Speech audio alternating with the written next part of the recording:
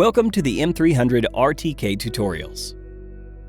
In this video, we will introduce how to use the Network RTK function. To use the Network RTK function for positioning, all you need is a Matrice 300 RTK aircraft, a remote controller.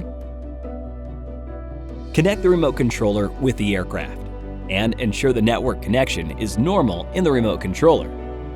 Open DJI Pilot app and enter the camera view.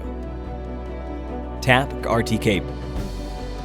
Set the RTK service type to Custom Network RTK. Set server and port. Input your account and password. Tap to link with the server. When the heading and positioning status are indicated as fix, it means the RTK module is ready and the aircraft is ready for flight. Thank you for watching.